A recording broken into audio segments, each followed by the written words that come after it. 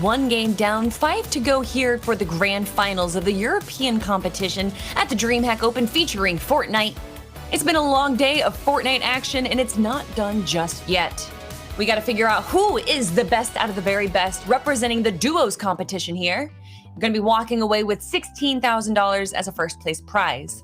Your two commentators, it's none other than BallyTW and Shia Wager, and we just got to watch Chapix kind of solo win the end of that game one. Yeah, I don't know if it was solo win or the storm was on his team as well, because it went over the old builds perfectly for him. He had the plan the entire time.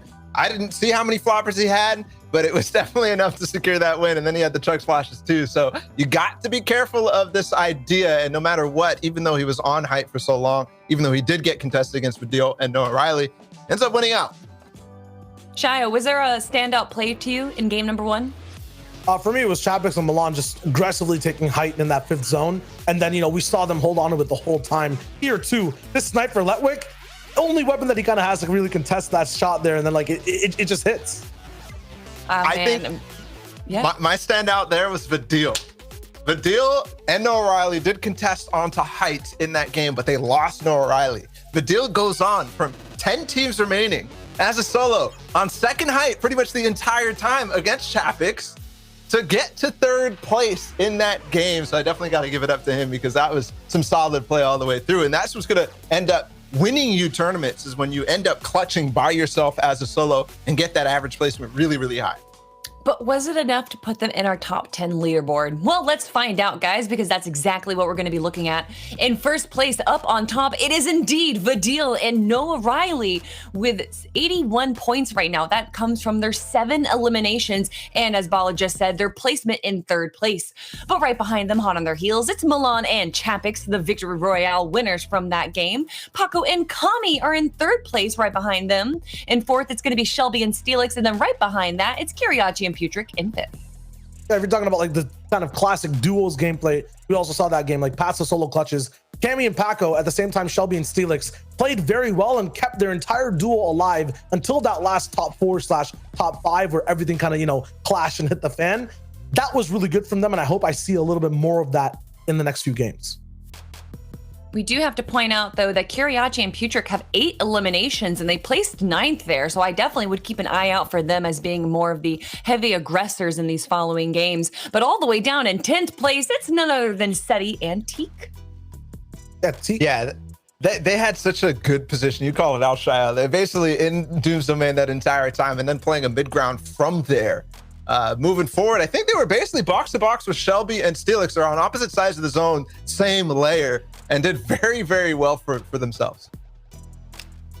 I actually don't think we have our bottom 10 here, being that it's the grand finals. There really isn't a threshold point that we need to be looking at right now, but there are some big teams that have not gotten any points yet. Although it's still game number 1, we got 5 games to go. Everything could be changing over the next few hours, but we do have players like Wolfies and CRR. I cast or curse them. Yep. 0 points right now at the bottom. I'm just never going to suggest any team ever again. But looking out through the rest of the leaderboard, it seems like it's pretty standard right now. No one performing too crazily or too poorly. And with it being duos, there's only so many placements that you can have. Yeah, I mean, there's some teams, that are, kind of fighting off spawn. You'd expect maybe Kha'Zix and 4ZR to be a little bit higher in that board after game number 1. They're a very consistent type of duo. So some of those consistent guys are a little bit lower than expected from before. And I think one that I was looking at was Marine and Jaspe in that game. They had a really, really strong surge plan. The way that they posted up on basically that river that they caught actually 2 elims from and then moved forward from there. But the zone coming off of Stark Industries actually ended up really costing them. And you saw, who was it? Refsguard and Scram ending up holding them on the side of zone. If it wasn't for that team, because don't forget, there was also Tasted and Thomas HD right next to them on that 5th zone trying to get in. If it wasn't for them, they would have been basically in a position to do really well despite the zone, how it pulled. And I think we're going to see them continue to do really well because of the plan that they have. It's just unfortunate circumstances in game number 1. Yeah, the zone is probably the obvious RNG element of the game. You can't really predict where it's going to go. So when that does happen, you don't really blame the players too much in that sense. That is more so just didn't fall by the wayside in their favor there. But games number 2 through 6 could easily go into their favor as far as these circle rotations go. But jumping into this next game, everyone, in just a few moments, I do have to ask you guys now, do you think that there is a team besides Vidil and Noah Riley that performed incredibly well? Shayo, starting with you. For me, it was just that jump up overall from Chapix and Milan, right? I said it before, but I just found that really impressive, not having the best position using your utility. And then from that last game, we were talking a little bit about how Marine went down. My dad always used to say, it doesn't matter if you have a surge plan if you don't have zone man. So that's one thing to also Your dad said that? My dad said that, yeah. Way back in the past. So maybe you gotta he should remember be that the saying, man. You gotta remember that saying. Games 2 going to be starting in just a moment, chat. And I do want to quickly look at you guys because I know you love to support and give some love for your favorite team. So chat, let us know right now who you think is going to be winning the entire thing. Javier Senda says Reason and Giannis is better than Noah and Vidil. Do you agree with that? Depends, right? There's so many aspects that you could argue about. Clearly in this game number 1, it wasn't, because they went down to Holly Hedges to, I don't know necessarily, they pushed into it very, very confidently, but they just kind of fell apart, honestly. It was a team who didn't even really set up an ambush. It was just like, oh, these guys are pushing us. I'm going to hop out of the ant farm and just fight you. And they fought and they died. It's simply as that. You expect them to win those fights, but they just didn't. And it didn't look good even. So who knows? In that game, it was certainly Noah Riley and Vidil. I mean, I did just talk about momentum at the start of the game here, but also the DreamHack Open is known for kind of having these reverse sweeps, being able to like kind of perform poorly at the start of the game and be able to turn that around. And with 5 games to go here, anything is possible. Anything can happen. Looking at the chat, we got some love for Tayson and Thomas, Rifla and 6, CR and Wolfies. That's right, dope. I still believe in them. And who else do we got here? We got some love for Tayson and Thomas. That was the choice by none other than Levin. I bet you have some Clicks fans in the chat too, probably. Clicks, yep. Clicks. Jelty, yeah, of course. you gotta remember Jelty as well. Jelty. The Jelty hype. Watch Mongrel, who's not called. I bet you got all those guys in there. What a shame. Yeah, Mongrel Mitra, man. There's lots of love for them in chat, but unfortunately they didn't qualify. A lot of big teams didn't qualify, and maybe one of your favorite teams didn't qualify, or you didn't. Well, chat, we're going to be doing this for the rest of the month. We got North American East starting next week, and then the week after that, it's North American West. But what's starting right now is game number 2. We do have a quick break, so don't go anywhere because you're not going to want to miss it.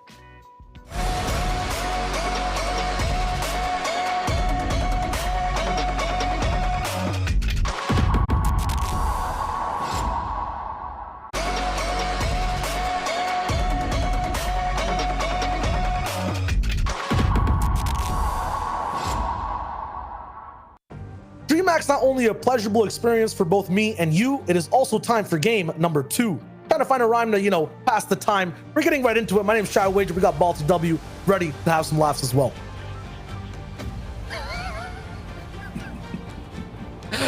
Nice. I like it. Okay, game number 2. I'm not as witty as you. We're in Got the nothing bus. else. These guys are not looking for any type of fuss on these drops. Let's get it popping. Okay, let's go. Savage, Kiriachi, we got a bunch of people around the map, and they all have stakes now, right? Like they have those game 1. I don't want to say the word jitters. For some reason, every time I think of an early explanation, jitters comes up, but they have the game 1 knowledge down of where their points are, where their performance was at, and now they know what to do, how to pivot, and how to move. Yep. Oh, okay. Wolfies. CRR does get Putrick, but it's a clean sweep here for Putrick and Kiriachi against Wolfies and CRR, and unfortunately, the 50-50 does not pan out for them, and that's even worse news for Wolfies and CRR, who we were just talking about, potentially not happy with the way that game number 1 went. But Mr. Savage is. Epic pump out of the chest. But I have to wonder if that might be the end for Wolfies and CRR. I seriously, regardless of what happens going forward, Wolfies is a player who plays emotionally. And if 2 games in a row he's already on Twitter, that is a terrible sign. That we're talking about the fact that these duos operate off of momentum, and it works both ways. When it goes bad, it goes really bad. And the mental cannot upkeep. I don't think we're going to be seeing Wolfies in the next game. Well, production can rhyme too, but they could think also, so get them off the screen. Teak and Seti, Weeping Woods, the split is massive. Teak has been working on this underrated spot for quite some time, for so long, in fact. Through season 3 and season 4, now look at what the spoils are. Nobody in the woods, nobody in the forest. And where is Seti, his teammate? Probably way off in the distance, probably a log jam or something like that, just happily looting by himself. Could cause him some trouble later on, but for now it looks really good. Ooh, looking bad though for some of the duos that were doing very well in game number 1. Shelby already down. Steelix on his own in Salty Springs won't have the best of loot either. Has no shields either. Has the build though, under control though. And he's kind of getting ripped up in this box. He has nowhere to really move either. Ooh. On one wall of control, it's over. The trade was there too on the player, but it's not enough. So these were the guys who took out Jandis and Reason in game number 1. They will win a fight here at Salty Springs off spawn. It looks like they had gotten pushed off spawn last time because we found them all the way at the ant farm. So maybe their drops weren't perfect, but anyways, they made it work. This time though, the Salty Springs team did so well last time are gone. Chapix and Milan might have snuck Saventor and Link with a rift here. And they are going to get the double beam timed here. 3, 2, 1. It's a Hot Rock 2. He's in the sky. You can't build there. He does end up getting into a box for the harpoon gun and too much pressure on all sides. I don't think Link has anything to get out of this, even a shockwave through. But Saventor now has height on the other side. Link's still alive. He trades well against Milan. He trades well. Very well. He's turned it around. Chapix has to finish this quickly. Otherwise, Saventor will be in the fight as well. He also gets a flopper up because of the fishing. Chapix and Milan, who did so well, won game number 1. Now, potentially taking a fight that they cannot sustain here on the side, trying to be aggressive, but it's still a 1v2. No shield on the other side, importantly. This is the boss fight. That is why, though. It's because of that no shield. Chapix just has such a better loadout. He has an entire POI's worth of loot, but now that shield is down. The first phase of the boss has already been chipped away. Chapix has that 50 to pot. Saventor will hear it. He gets his own minis up. I think Link got the finish as well. No, Milan still is ticking down. They both have shield now, though. Oh, turntables turns. I think knocked out. He's going to go up onto height, though. If he can stay up on this hill, then he might have an advantage. But no, he won't. 5 builds remaining. The spray is too strong, and he didn't get to where he needed to go. Link has found himself so much HP, and this looks pretty much over because they have the materials, too. Yeah, and then Milan's body gets fully finished out. Link is now so powerful. The last legs, the finisher, the confirmation. Chapix is looking shambles. Wait a minute. He stalls out away. It's all good. And the push that looked so good, the rift onto the craggy island. But they get punished hard from Link and Saventor, who did not have the best of games in game number 1 against the winners. And Link was put in a 2 versus 1 to start that fight off with like 10 HP. Flipped the script on Milan. Somehow Chapix was not able to get inside the box with Milan at the same time. And he'll hold on. He won't even get the knock. He won't get an elimination point. Nothing from this game. I'm surprised they didn't wait for him to fish another hole, because that's when he's the most vulnerable. I think that hotfish really actually saved the skin and made him harder to shoot, even though on paper it's easier. Either way, we're moving on towards the center of the map. Ruins uncontested once again for Benji and Savage. We already saw that Savage has a purple pump. Benji has fishing holes, which means he'll get one as well. Top it off with a gold scar, shield fish, chug splashes. Vidil also powerful loadout, but they're in a fight with Hen and X Squeeze. X Squeeze and Hen landed over at Stark Island to start things off. This time though, at Doom's Domain with Vidil and Noah Riley. Hen inside the vault straight off the bat. But X Squeeze is left by himself. He needs to actually group up with Hen. Hen will try to come out, and yes, he does. And he gets big damage down on Vidil. They've gotten themselves some space.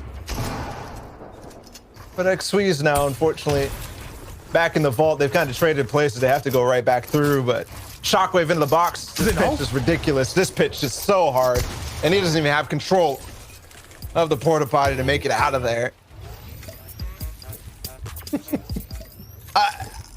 It was they kind of put themselves positionally in an awkward spot. In trios, they were quickly able to, block off the entire side. Here in duos, that's a lot more difficult to block that entire hanger out. So not as much time, and Vidil and O'Reilly are able to get right on top of him quickly. Yep, less mats, less moves, less time overall, and that's why exactly we'll find more openings to win fights in creative ways. A Shockwave was just really cool. Two people hit in the perfect places. And it's like an instant pinch, Yeah. Here's Mwaka. Types of fights too, yeah, all around the map. This is up at Lighthouse. He picks up one. And then the other tries to dive the box. It's not too far away from we saw the fight with Chapix and Milan. But in any case, back over to Seti and Teak, who had uncontested Weeping Woods. The entire woods, I should say. Plenty of floppers too, and at least the 4 Shockwaves, so mobility-wise, they're looking good. This should be another good game here if they can convert. They were in 10th place to start that last game one off with 47 points, but we all know it's about consistency. If you can get 47 points every game, you will be in the top 3. People in the top 5 now knocked out is all you got to remember. Shelby and Steelix went down in Salty Springs. Yes. They won't be here. They were in 4th before. Rifle and Slicks also had a very good spot, but I think a pattern in this grand finals is that it doesn't matter where you start, it's what you do after that, right? These guys had the best position in first game zone, just got instantly taken over by utility, by mobility. This time, they're not trying to be in a good spot. They're fighting in Storm. They're fighting hard. Chug Splash is on Rifle, so at least a little bit of white heals, but unfortunate or unsure what Slicks has. It doesn't matter. Slicks will respond with an epic pump shot to one of those players. Rifle will join up, Chug Splash up. And they also got the other guy in the box too, Pablo Wingu out. So a quick fight that with the Bandage Bazooka as well, they should be fine and not worried about this whatsoever. In fact, they're probably pretty happy with what they've gained. Issue is, Material's looking very weak, very weak. So they'll have to farm on their way out. Hopefully they hold on to the Bandage Bazooka. Oh, they've got like some Storm Miles card. It's like a rotation from Dirty Docks in the zone. That's tough. That's not too far. We see right there. It's not bad at all. Even third zone won't be awful for them. So I guess they do have the frequent Storm Flyer miles achieved. They've got elite platinum status. Actually, I'm not sure if I've ever seen Slicks and Rifle in a situation like that. Usually they're quick. Ooh, trade snipes, but the headshot is better. And they're gonna pounce on that Yzip, who fell very early last game. Will not be able to save his teammate. Yeah, he was already running. His teammate got knocked. He's just in the middle of the floor all the way up top. He's gone. He's like, nope, not even trying it. You heard the Shockwave, just like, yeah, no, you're good. Take it. That body's yours. He's your teammate now. Have fun.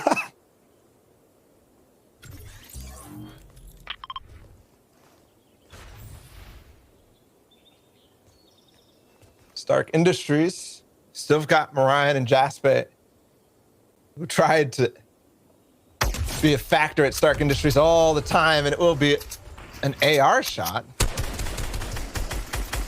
from this player here. They're trying to spray down Marion too, but they're pinched between Refguard and Scram.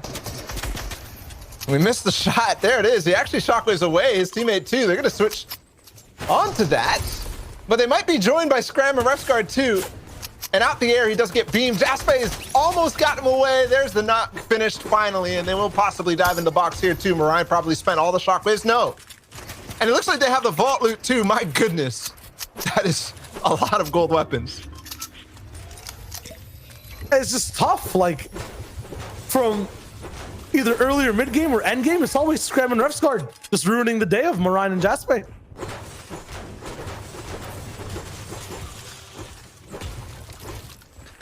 Yeah, last game it was being held out in zone with a box fight by them. This time it's like another team's pouncing on them and they're just like, no, no, no, you're not getting away.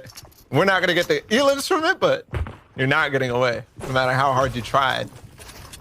Other player on this island as well as Browner, who in that first game took out Forza R.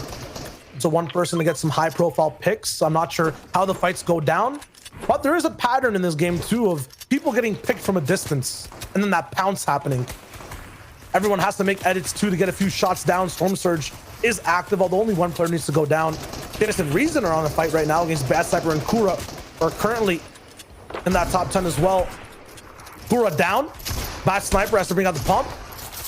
Trying to get off a few shots. He has such a good loadout too. I assume both these guys are absolutely stacked, but when Storm Surge is up, it doesn't matter. You can't really afford to play passively. A nice jump back. Will that buy him enough time to get the res off? That's the big question. They're going to start spraying right away. He tries to trade with a shotgun shot, but no, it's not good enough. And Kura will ultimately fall to the hands of Reason and Janice, who continue their aggressive playstyle. This time it works out, though. So the one gentleman in chat's telling me that Noah Riley is not better than Reason and Janice is saying, yeah, he's better. This time he might be right, though. We've already seen Badil and Noah Riley get 2, and they picked up actually another one as well. The rift off of the bridge now, getting in position on Stark Island because that's where the zone is going to be playing, probably off of the west or the eastern side. Is it almost a perfect circle zone too for the island? Kind of. There's a little bit of a lip, I think, at the bottom. So if the zone keeps pulling down, we might have that entire 50-50 type game, the polar peak type of end game, the big cliff. I'm trying to find a working name for it, but we'll get there.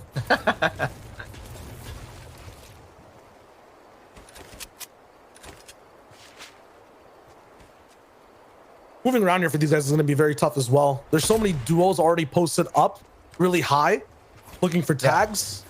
And this is kind of like a hot target too. The guys who were up top already landed a bunch of beams on a Noah Riley and Vidil. Notice inventory slot missing because they had to pop those big pots. Zax and Ruben, though, are in such a tough spot comparatively. Good damage down there, but will not count for these guys for their elimination. The spray might connect, though, to Zax. And Jetsku is rolling up from the back as well. Yeah. The chosen ones. They might not be on height like we were talking about, but they certainly are going to be able to find the picks on the side of zone, or at least make it so that Jetsku and crew can roll in and pick that one up. No problem. Update on Savage and Benji. Oh, he's trying to box one up like a fish. Yes, he does. Mr. Savage also contributes to it as well. Peace Control as a duo. That's how it's done. Now they take on Night Keyboard. And looking for the second. He's escaping for now, but not for too long. There we go. The finish. And hopefully a lot more upgrades to their inventory. Maybe some shockwaves? Maybe? No. It's funny. I don't see a harpoon in Benji's inventory. We're in the hangar and there's no water. Yeah, these guys are still finding floppers in boxes. It's wild, man. Poor guys. Done dirty. Done dirty. In any case, we have Stark Industries fully inside the zone.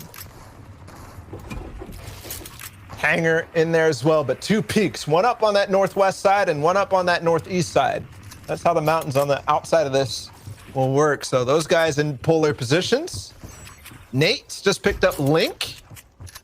So, and Alex potentially still up as well. Vidil and Noah Riley seem to never have enough when it comes to these fights on the edge of zone. Pushing Skite and Falconly right now, up on top of one of those peaks that I mentioned. And they're going to get involved. They're going to get in.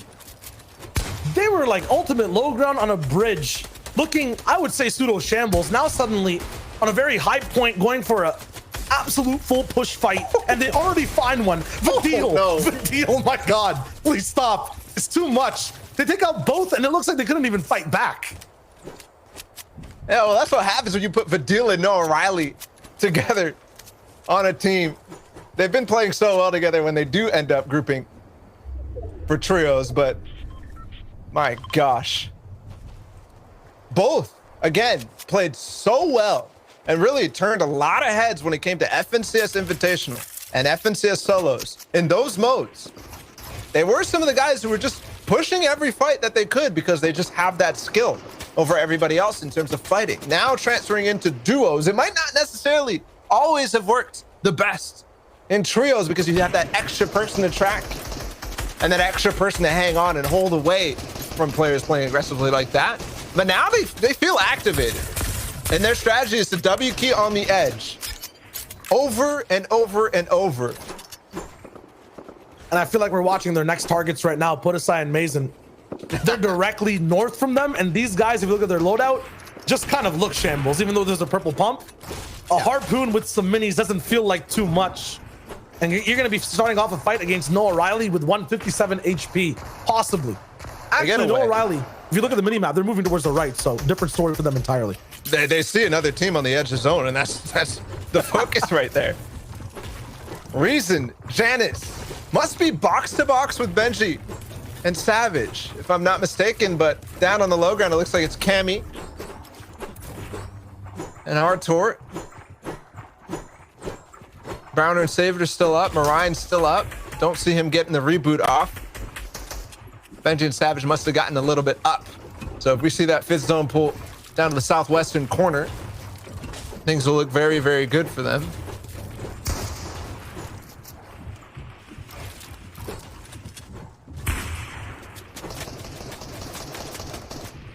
And yeah, so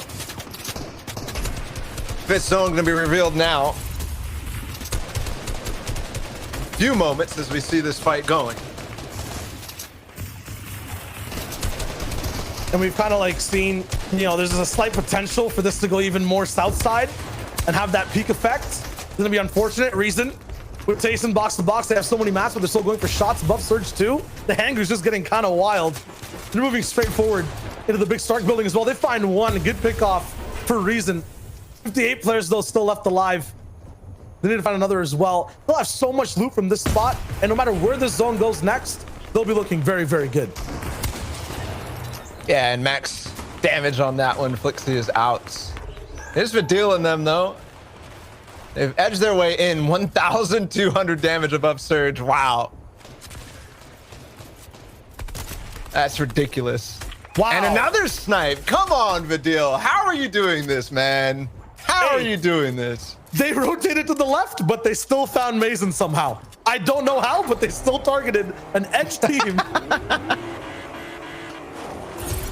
And they're still going forward. Here we go. I feel like Teak might be the next target here. They're going fight to fight. They're not looking for positions. They're looking for players. That they are, although it might be height that they're going for. Remember last game, we did see them on the opposite side of the fifth zone. Height take. But with Wakey on the backside, takes one shot at Vidil. It causes them to stop. They're right on the outside of that fifth zone for now, but more movement coming up. A lot of teams have also been in Starks for a while, more than regular, because the zone's been here for so long. That might mean more Stark rifles in everyone's inventories. That means shots that hit you will hit you hard. Vidil losing half his shield off of just one 40 damage Stark rifle shot. Past that too, you were mentioning height, Balo. That is absolutely so important if the zone stays on the island. If it does teeter off, though, things might get kind of crazy. Right now on height, we have Irazumi up top, looking down on the entire server. Savage and Benji still in the same spot. We left him pretty much on low ground, though. Benji, no shield. Savage will end up giving him some minis for the time being. Janice and Reason, we said they were right next to them. They are. Also saw Andalex and Nate up in this game. Kiriachi and Putrik as well, who were in 5th place. I saw Cammy earlier, but not quite sure where he is. 6th zone does pull right to that edge. So that danger of what you mentioned moments ago is lurking, is there. Not entirely going to be playing out yet, but in that 7th zone, it even becomes more dangerous anyways. And you have to understand that teams might not be able to have control. If you're shockwaving to save yourself or trying to get ahead of zone, and you mess up by millimeters, you are going straight down to the depths of the Fortnite server. And you're not coming back up if that ends up pulling back up. So you're right. The thing that this is going to do right here is constrict the space. Everybody will have to play in that verticality that is already limited because they're so high up in the server as well. Max height could be reached by a couple of teams because low ground is going to be so congested. Savage going to play on the side of this. Yes, he gets it one shot, but Omega takes the wall. Savage will get out, and they won't continue for that, but Benji will on the other side. They get the pinch starting to go. Here he goes, jump through with a little boost through. Where's Benji? They end up giving this up for now. It looked like a perfect pinch, funneled them into exactly where they needed to go two walls controlled by them. It looks like, yes, here goes in the box again. Savage not finding it there, finally. Gets a pump to finish off the fight. Benji's all the way at the front side of this tarp. Savage is trying to hold the door, stop all of these different people from coming in and having a shot at their lane. They're a low ground trio, though, and we know that low ground is going to get kind of freaky as the zone starts to move forward. It's getting off the island. We are leaving Stark Industries. And so now I talked about restricted movement up at the top. Now everybody's going to drop down the low ground. Vadil will go down by himself. So like last game, he clutched up to third place. He's going to have to do it again, this time a much more difficult time, because top 20 is where he starts by himself. It's raining EU down from Starks right now, and I'm not sure where people are going to land. Everyone is switching their spots, though. Who'll be the last person to touch base? Do these guys at height, does Teak even have a shockwave or a bouncer? I'm not sure, but yes, they land on height. It's Seti and Teak all the way on height, and they're miles above everyone else. Podesai is the closest person to them. Vadil, though, is finding the best spot to go for shots. It's on the reason. He's trying to survive. 4-0 goes down. Paco and Cammy still up in this one, too. They got second place last time in the mid-ground layer as well. Vadil firing down. Benji Savage still up alive. Not only did they already have a good game, but Vadil is going to try to cement this even further. They got 7 elims to start this off. That would have held on, no matter if they got placement points or not, for first place. Now, though, they might double their points if Vadil can pull off what he did in game number 1. And against such foes as Benji Savage, Reason, Paco, Cammy, Savid, who's so good in pump shotgun situations close range like this.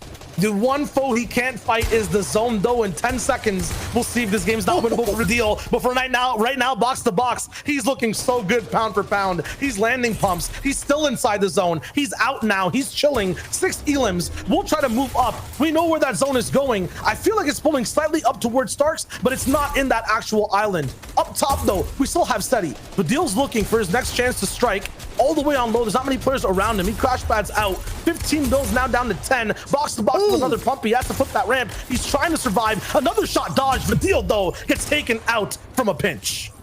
Ultimately, it will be Benji and Savage to take him out, but still a really good game, no matter what. Now Benji Savage, low ground shockwave. It's not too much distance. Benji gets the crash pad out, misses the shots though, and that will cost him his life. Savage now left by himself. Savid and Browner still up as a duo. Cammy and Paco as well, but shockwaves send them all flying, send them all into zone. They rush back inside. Teak and Seti are so happy right now with how this game is playing, and now it's top 3. Right now, it's a skyscraper, and we have 2 gargoyles on this server still sitting on height watching. They don't have to move. They just have to enjoy the atmosphere, enjoy the air, take a fresh breath, because this looks like their game. Cammy and Paco, though, are still going to be alive down on low. Browner's surviving, but he has to get pinched off here. I have to assume. Cammy actually goes for a med kit. A big edit, though. Cammy with a fast flick pick. And now it's a drop down from Teak. It's an off-field. Out in a matter of 1 pump. Paco, it's an off-field. Will the med kit pop? No, it was mistimed, and it's Teak and Seti who get off their perch, drop down, and win the game. And as we go into the final hour, the final zone, the midnight time, we get the gargoyles alive. Teak and Seti move from Weeping Woods all the way to the end of that game. Game 3 coming up next.